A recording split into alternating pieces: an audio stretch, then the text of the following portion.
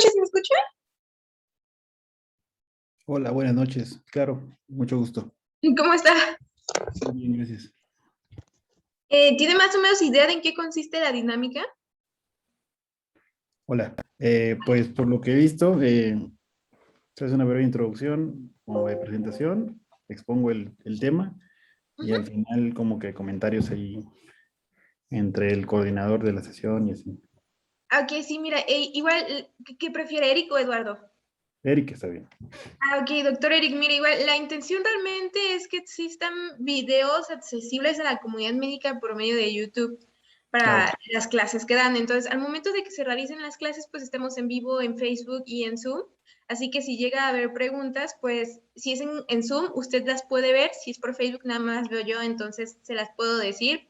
Las puede contestar usted o las puede acompañar nuestro doctor mentor. Generalmente esta noche nos acompaña el doctor Marco.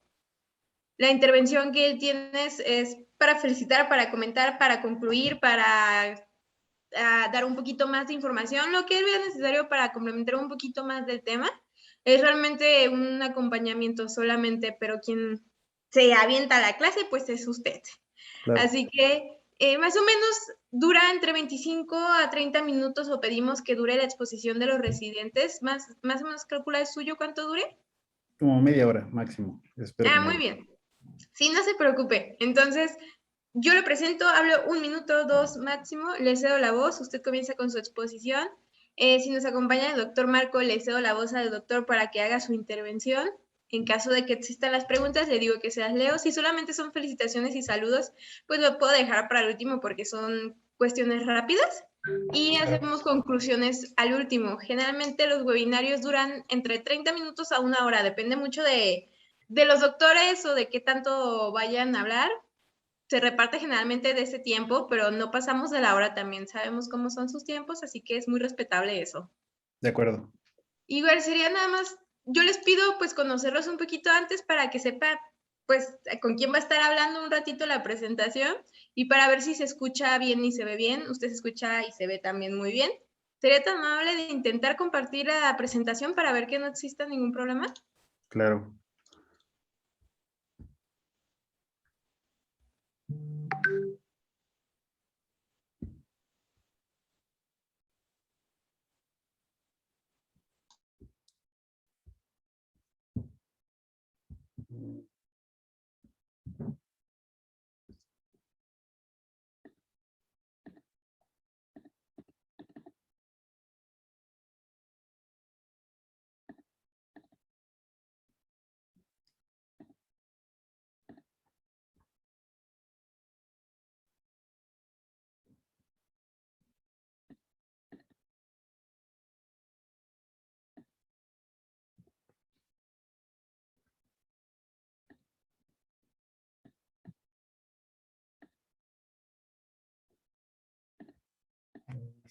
No sé por qué razón no me deja eh, como que el permiso.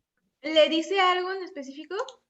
Me dice que abra preferencias del sistema para que dé la autorización de que pueda compartir, pero no me deja. Ah, perdón, aquí está. Es Parece que- que se me hace extraño porque sí está habilitado para que comparta. Pero a ver, voy a intentar, si no ahorita lo pongo como co-host, a ver si así lo deja.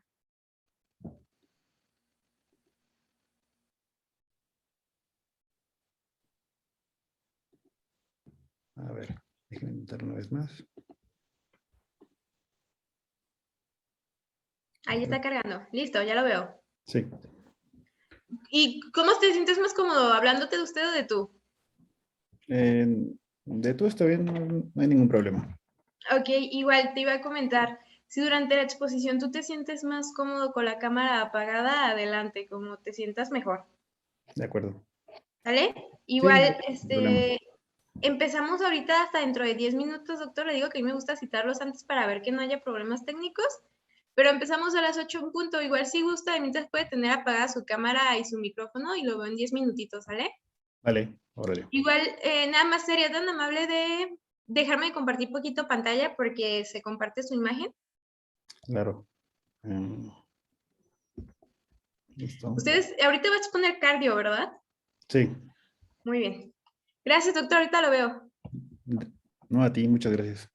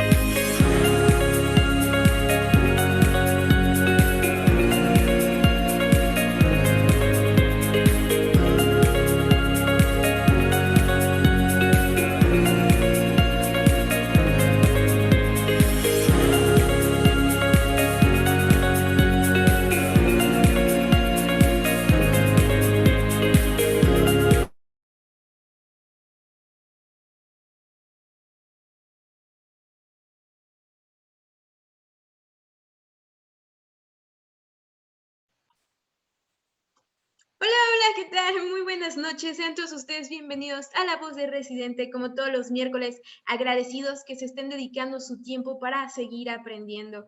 Les recordamos que estos miércoles tenemos medicina interna o cardiología, así que sean muy bienvenidos a esta noche especial. Si es primera vez que está con nosotros, permítame comentarle en qué consiste la dinámica. Tenemos un doctor invitado quien está realizando una exposición de alrededor de 25 a 30 minutos, a quien voy a presentar un poquito más adelante. Terminando la exposición de nuestro doctor, tendremos la intervención de nuestro doctor mentor que nos acompaña este miércoles, el doctor Marco. Él lo que podrá hacer será un tipo de complemento, felicitación o consejo, lo que vea necesario para complementar la plática a su punto de vista. También me gustaría recordarles que estamos en vivo de dos maneras. Si usted nos está viendo por Zoom y gusta preguntar, comentar o felicitar, pueden hacer una parte de chat o de preguntas y de respuestas. Pero por si lo contrario nos está viendo por Facebook y gusta preguntar, felicitar o comentar, hay que hacerlo en la parte de comentarios. O si solamente quiere poner un me gusta, aún me encanta, también son súper bienvenidos y muy entendible el mensaje. Me gustaría recordarles que nos encuentran en Facebook y en Instagram como La Voz de Residente. Tenemos diferentes especialidades a lo largo de la semana, pero le voy a ceder ya la voz a quien realmente vienen a escuchar esta noche de la Universidad Autónoma de Campeche, actualmente cursando su residencia en cardiología en el Hospital Juárez de México, el doctor Eric Briceño Gómez. Buenas noches, doctor Eric, ¿sí me escucha bien? Hola, buenas noches. Sí, claro, mucho gusto y muchas gracias por permitirme compartir aquí un poquito de mis conocimientos. Al contrario, doctor, súper bienvenido. Generalmente no nos toca mucho de cardio, así que esto va a estar excelente. Así que le dejo con el mejor público, que son los residentes de medicina interna y de cardiología. Si gusta, ya puede comenzar con su exposición.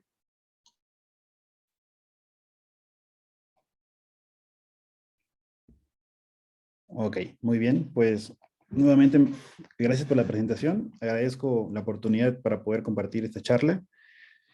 Soy Eric Briceño Gómez, residente de cardiología del Hospital Juárez de México, y el día de hoy hablaremos sobre inhibidores del cotransportador de SGLT2, el último pilar en el tratamiento de la falla cardíaca.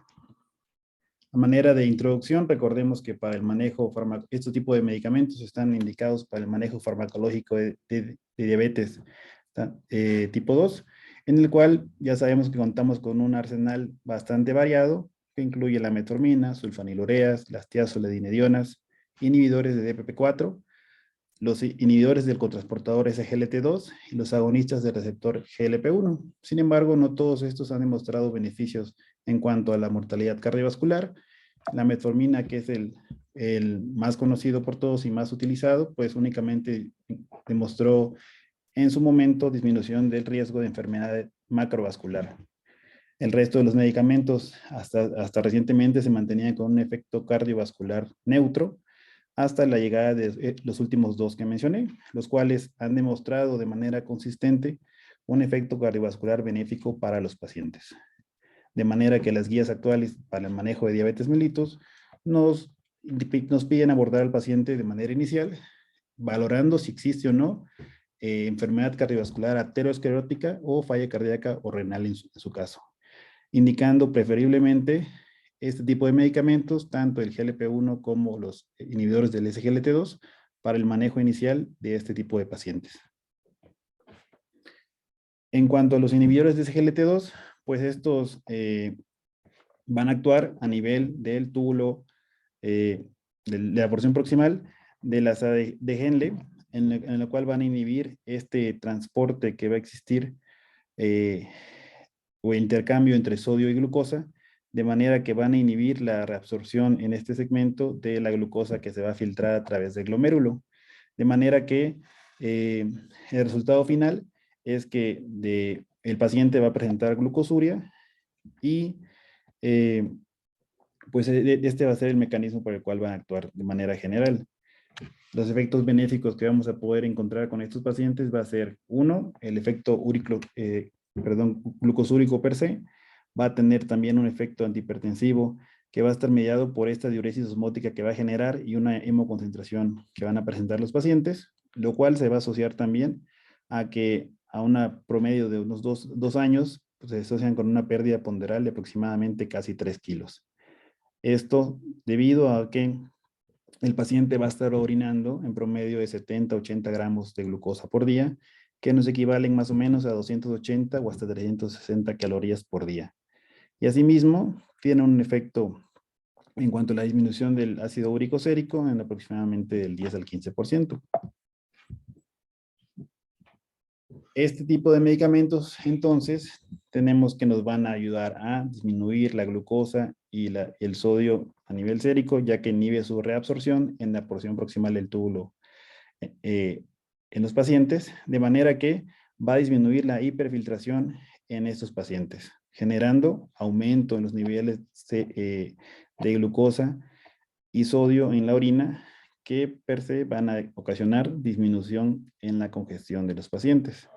Y esto ocasiona, uno, una disminución de la poscarga cardíaca en los pacientes y también de la precarga, disminución en cuanto a la disfunción sistólica o diastólica que puedan llegar a presentar, disminución en las hospitalizaciones, ya que los pacientes van a estar menos congestivos, y parte de los efectos también observados es que disminuyen la aparición o eventos de arritmia.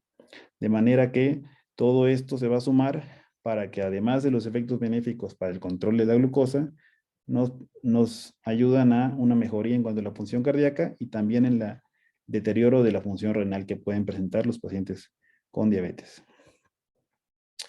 ¿Qué efectos podemos llegar a esperar con este tipo de medicamentos? Pues uno, como ya mencionamos, es la disminución de la presión tanto sistólica como diastólica en los pacientes.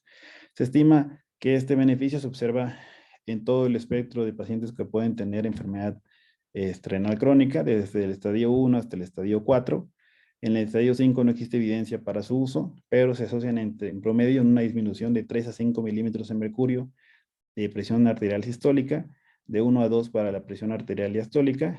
También se asocian a una disminución de los niveles de hemoglobina glucosilada como parte de un tratamiento hipoglucemiante en cualquier paciente diabético. Están asociados también a cierto grado de pérdida ponderal, ya mencionamos, en promedio de unos 3 kilos a unos 2 años de seguimiento. Disminuye la cantidad de albuminuria que puede presentar el paciente y el deterioro de la función renal que pueden presentar. También ya mencionamos, el ácido úrico también pues, se puede lograr disminuir con el uso de estos medicamentos en un 10 a 15% el valor sérico, y generan hemoconcentración, lo cual podemos observar por medio del aumento del hematocrito. Existen varias teorías que nos acercan a cómo es que funcionan estos medicamentos en cuanto a los efectos benéficos que estos tienen. La primera involucra los efectos hemodinámicos per se, ya mencionamos, genera hemoconcentración, disminución de la presión arterial, disminución de la precarga y postcarga en el paciente, aumenta o cambia el metabolismo de la célula miocárdica, generando aumento en la producción de cetonas. De manera secundaria, genera una mayor eficiencia del trabajo miocárdico porque aumenta la producción de ATP.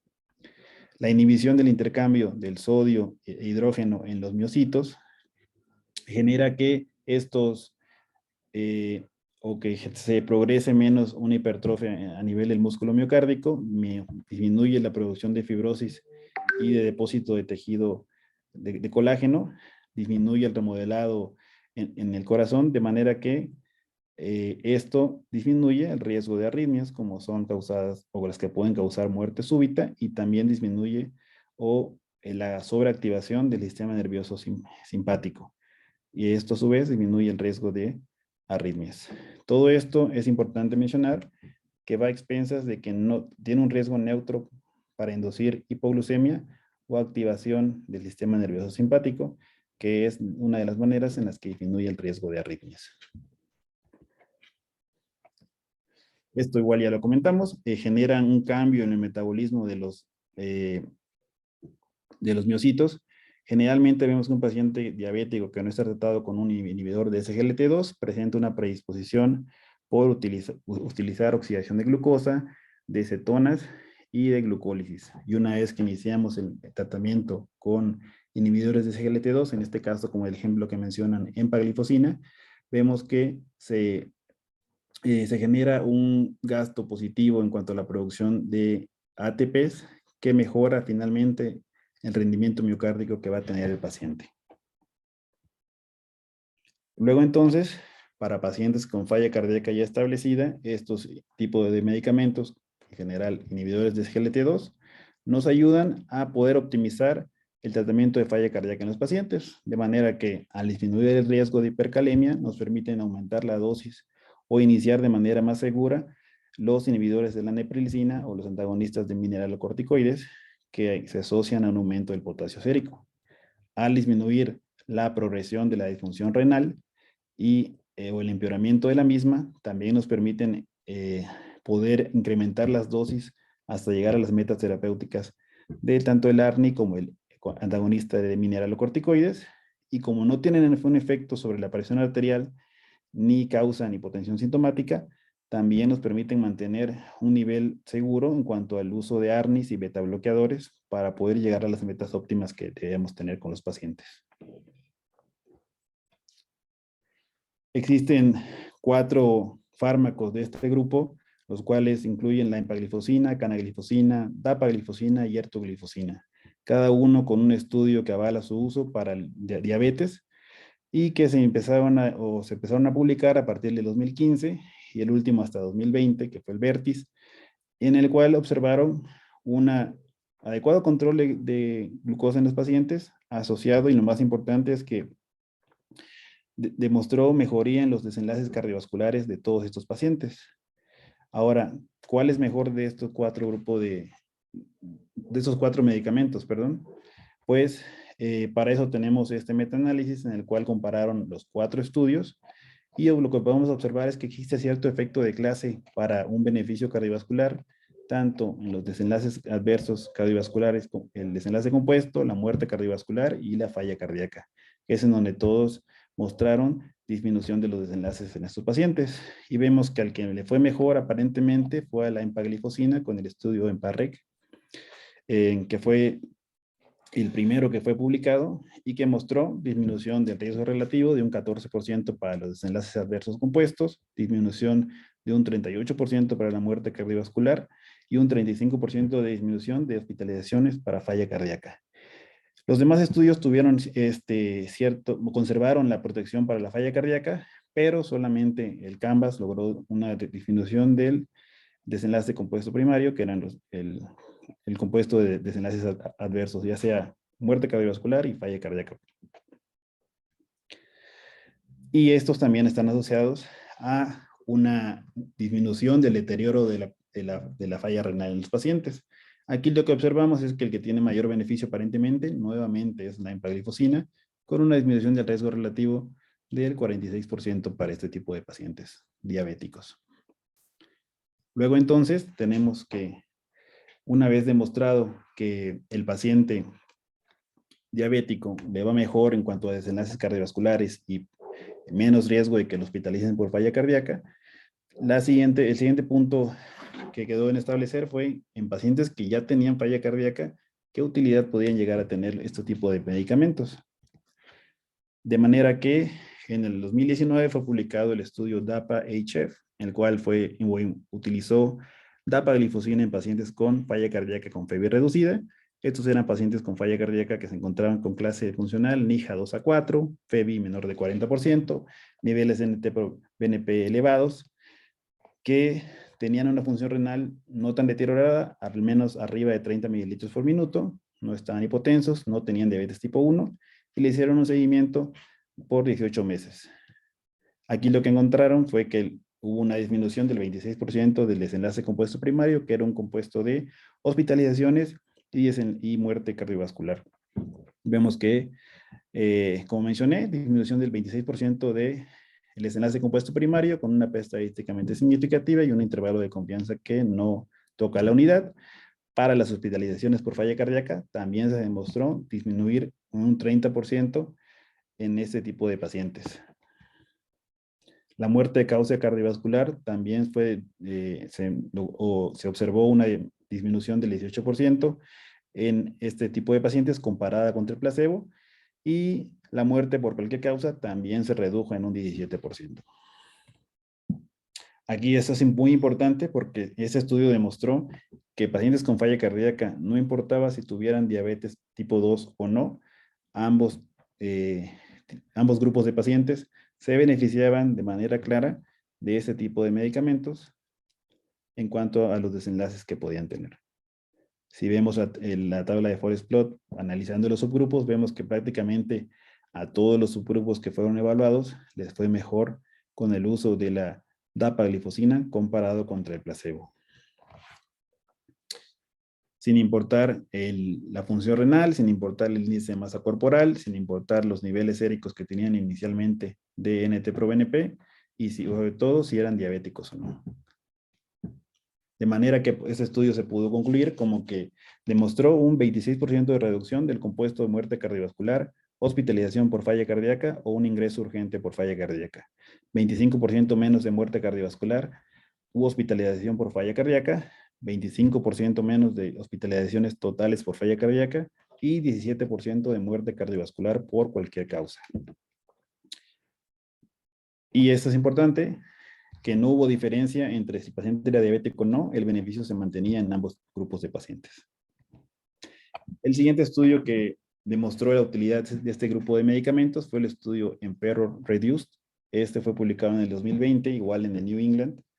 Este evaluó la empaglifosina en pacientes con falla cardíaca con FEBI reducida. Este pues, fue un estudio que involucró a 3.700 pacientes, también con FEBI menor de 40%, una clase funcional NIHA 2 a 4, NT-proBNP elevado, con terapia óptima estable al menos una semana previo al enrolamiento del paciente en el estudio y que tuvieran un filtrado de más de 20 mililitros por minuto. Esto último es importante porque nos permite un mayor margen de pacientes que podemos incluir, a comparación de la dapaglifosina que necesita un filtrado glomerular mayor de 30. ¿Qué desenlaces se evaluaron aquí? Pues el desenlace primario fue el compuesto de muerte cardiovascular u hospitalización por falla cardíaca. El desenlace secundario, el primero fue las hospitalizaciones totales, tanto la primera o recurrente por falla cardíaca, desenlaces secundarios renales, en cuanto a la caída o declinamiento del filtrado glomerular a través del tiempo del estudio.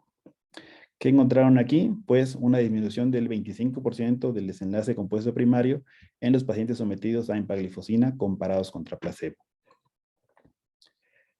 También disminuyó de manera significativa en un 30% la primera y hospitalizaciones recurrentes por falla cardíaca en pacientes sometidos a empaglifosina. Y al final del estudio se observó que existía un menor deterioro de la función renal en pacientes que estaban tratados con empaglifosina. Estos tres desenlaces demostraron significancia estadística en el grupo de estudio. Y en cuanto al análisis por subgrupos, así como para la dapaglifosina, observamos que existió una mayor tendencia en cada subgrupo que fue evaluado de que les iba mejor con la empaglifosina, de manera que este estudio se concluyó como que la empaglifosina en pacientes con falla cardíaca con y sin diabetes mellitus otorgaba una reducción del 25% de compuesto de muerte cardiovascular e insuficiencia cardíaca, en estos pacientes. 30% de reducción en el total de hospitalizaciones por falla cardíaca, disminuyó la progresión de enfermedad renal y disminuyó en 15% la hospitalización por cualquier causa en este grupo de estudio. Y nuevamente, sin diferencia entre si el paciente era diabético o no. Una vez evaluado los primeros 2 medicamentos en el contexto de un paciente en la consulta crónico y que no está hospitalizado, el siguiente paso era evaluar la respuesta a estos medicamentos en pacientes que ingresaban con falla cardíaca aguda descompensada. Para eso se realizó el estudio EMPA Response AHF, en el cual evaluaron los desenlaces primarios, que fue el cambio en la disnea que refería el paciente, la respuesta al tratamiento diurético, que involucró el cambio ponderal en el paciente por cada 40 miligramos de furosemide IV u 80 miligramos de vía oral. La duración en estancia hospitalaria y el cambio porcentual del NT-proBNP del ingreso hasta el día 4. Los desenlaces secundarios que evaluaron fueron deterioro de la falla cardíaca y muerte por cualquier causa o reingreso por falla cardíaca. Y aquí lo que observaron fue que el objetivo primario no se alcanzó en estos pacientes. No hubo disminución de la disnea, tampoco mejoría en respuesta al diurético, ni hubo un cambio en la duración de estancia hospitalaria en los pacientes, ni cambios en los niveles séricos de NT-proBNP. Al evaluar los desenlaces secundarios, que eran los desenlaces clínicos, vemos que, como tal, la hospitalización sola por falla cardíaca o el empeoramiento de la falla cardíaca no hubo diferencia entre un grupo y otro, ni tampoco al combinar la muerte y readmisión por falla cardíaca a los 30 días, ni a los 60 días. Fue un compuesto de empeoramiento de falla cardíaca o readmisión o rehospitalización a los 60 días, lo que generó diferencia significativa entre la empaglifosina y el placebo en estos pacientes, y la muerte también incluida a los 60 días, generó significancia estadística, aunque estos dos desenlaces no fueron planteados en los objetivos secundarios de manera inicial en el estudio. Otra cosa importante que demostró la empaglifosina en pacientes con falla cardíaca aguda fue que mejora el gasto urinario en los pacientes. Y vemos comparado el día 4, el paciente que había sometido a placebo había orinado en promedio unos 6 litros, comparado con el paciente que fue sometido a empaglifosina, que generó un gasto urinario aproximadamente de 10 litros en 4 días. Esto se correlaciona con un balance hídrico más negativo en los pacientes que fueron sometidos a empaglifosina, comparados contra los que fueron administrados con placebo en el estudio. Y vemos que no hubo ninguna diferencia significativa en cuanto a la presentación de eventos adversos durante este estudio. De manera que ese estudio se concluyó como que la empaglifosina fue seguro en pacientes con falla cardíaca aguda.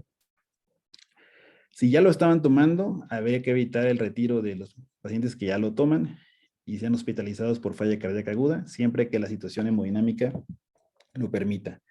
Y los eventos clínicos de 60 días se redujeron de forma significativa, 33 contra 10% en el grupo de empaglifosina, y fue fundamentalmente a expensas de eventos de descompensación de la falla cardíaca. A pesar de que el estudio previo no demostró una significancia para el desenlace primario que se intentaba buscar, se generó un quinto inhibidor de SGLT2, aunque en este caso no es selectivo, la sotaglifosina, y fue probado nuevamente en pacientes con falla cardíaca aguda. Y esta imagen pues es interesante porque nos habla sobre la historia o la evolución que han tenido estos medicamentos a lo largo del tiempo, en el cual vemos que inicialmente estaban indicados únicamente para pacientes con diabetes, y con los estudios de cada uno que avalan el uso en esta situación, como el CANVAS, el CREDENCE, el DAPA, CKD, el DECLARE-TIMI, entre otros. Posteriormente fueron evaluados para el uso de pacientes con falla cardíaca, tanto con y sin diabetes, de manera crónica, y posteriormente empezaron a ser evaluados en pacientes con falla cardíaca aguda, que es la situación de este último medicamento, la sotaglifosina. En ese estudio, pues lo que hicieron fue valorar la cuestión de desenlaces cardiovasculares en pacientes que ya estaban hospitalizados por falla cardíaca y los cuales evaluaron el inicio de sotaglifosina antes de irse del hospital o los primeros días después de que se iban.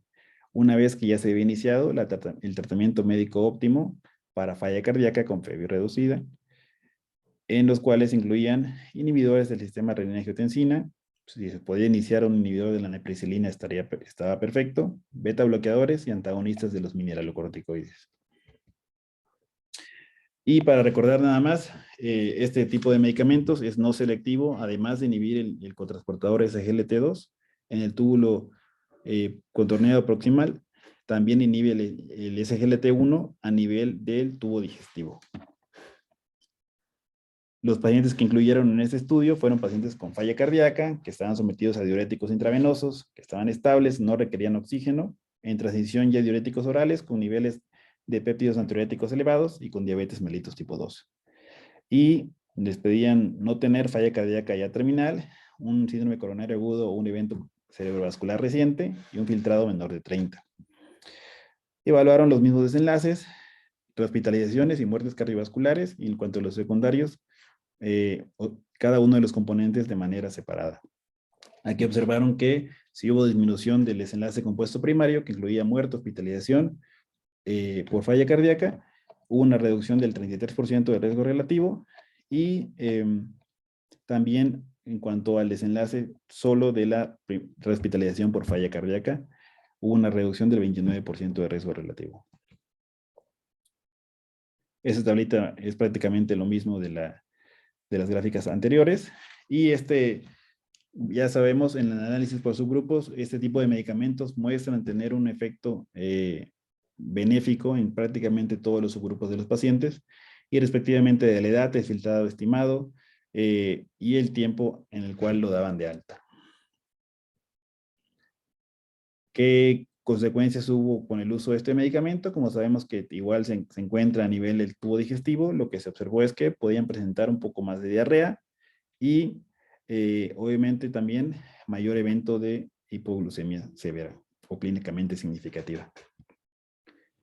Este estudio se concluyó como que disminuyó el 33% del desenlace compuesto primario en los pacientes, 26% de hospitalizaciones, mejoró la calidad de vida y la hipoglucemia. Y la diarrea fueron los eventos adversos más frecuentemente encontrados. Y el último de los estudios que fue publicado este año en el Congreso Europeo, pues fue el estudio de empaglifosina con falla cardíaca con FEBI preservada. Estos fueron pacientes con FEBI mayor de 40%, con características similares al Emperor Reduced, y los aleatorizaron también a empaglifosina 10 miligramos contra placebo por 26 meses. Aquí lo que se observó fue pacientes con falla con FEBI preservada, mejoró el desenlace compuesto primario, lo disminuyó en 21%, con un número necesario de tratar de 31 pacientes. Aquí vemos nuevamente, no importa si el paciente era diabético o no, hubo igual beneficio para ambos grupos de pacientes. Y otra cosa importante es que este beneficio tiende a perderse o se pierde cuando el paciente presenta una fracción de eyección mayor del 60%.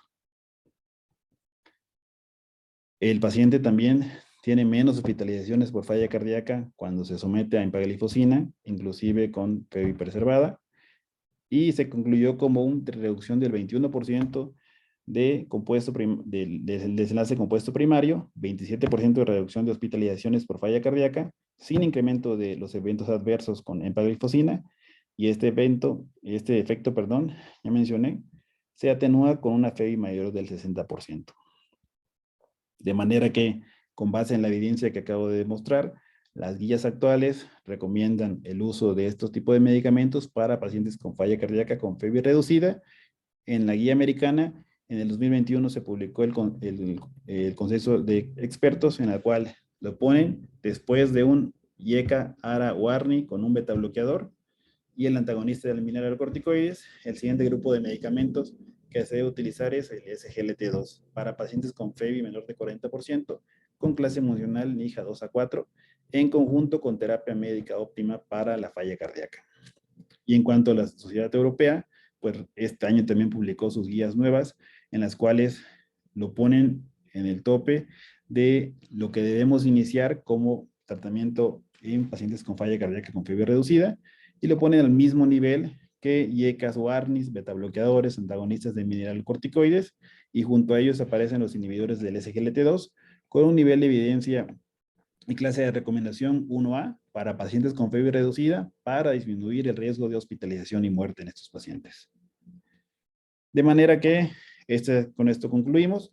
El tratamiento farmacológico de la falla cardíaca con fiebre reducida tiene muchas vertientes, pero siempre va a haber 4 cuestiones o 4 medicamentos o grupos farmacológicos que debemos tener en cuenta, el cual incluyen los inhibidores de la neprilicina, los antagonistas de mineralocorticoides, los beta bloqueadores, que todos esos han demostrado disminuir la mortalidad y hospitalización de los pacientes, y los inhibidores del SGLT2, los cuales en este comentario editorial lo describen como los 4 fantásticos para el tratamiento de falla cardíaca con fiebre reducida. Y considerar que este último grupo, el SGLT2, es el único con evidencia para reducción de la mortalidad en pacientes con falla cardíaca con fracción de eyección preservada. Y con esto finalizo mi plática y mi participación. Agradezco nuevamente la oportunidad de poder compartir con ustedes este tema y quedo abierto para cualquier duda o comentario con ustedes. Muchas gracias, doctor. Al contrario, siempre es bueno variar un poquito con medicina interna y cardio, así que muchas gracias por acompañarnos esta noche. Les quiero recordar que si nos están viendo por Facebook y gustan hacer alguna pregunta o comentario o felicitaciones, que también son súper bienvenidas, pueden hacerlo en la parte de comentarios, o si nos están viendo por Zoom, pueden hacerlo en la parte de preguntas y de respuestas. Ahora, me gustaría comentarles, en esta parte tenemos el acompañamiento de nuestro doctor mentor de la noche. Tengo entendido que no estaba seguro si iba a alcanzar a llegar. Si me está viendo en el público, doctor, porque veo muchos doctores con su apellido, no estoy seguro si está usted adentro, en caso de que esté es tan amable de levantarme la mano para identificarlo. Si no me levanta la mano, entonces es porque no alcanzó a llegar hoy el doctor Marco, así que una disculpa, doctor. Ahora, me gustaría pasar de mientras a hacer una pregunta que estoy viendo de parte del doctor Alfredo, que dice, ¿cuál está dentro del cuadro básico en instituciones? Bueno, pues en el Seguro Social lo que tengo entendido es que tienen dapaglifosina, y en el ISSSTE me parece que tienen también dapaglifosina. En la Secretaría de Salud depende mucho del hospital en el que esté, en el que se encuentre trabajando, varía, puede haber empaglifosina o dapaglifosina. El que de plano no hay es sotaglifosina, es decir, no existe en México todavía. Los otros dos ya están en el mercado en México de hace mucho tiempo y pueden implementarse en la práctica privada, o si lo puede conseguir el paciente, aunque sea institucional, pues sería lo mejor para ellos. Muy bien, doctor, muchas gracias. Veo comentarios y felicitaciones, pero no veo otra pregunta, así que mejor me paso directito a su conclusión y al final le leo las felicitaciones, ¿sale?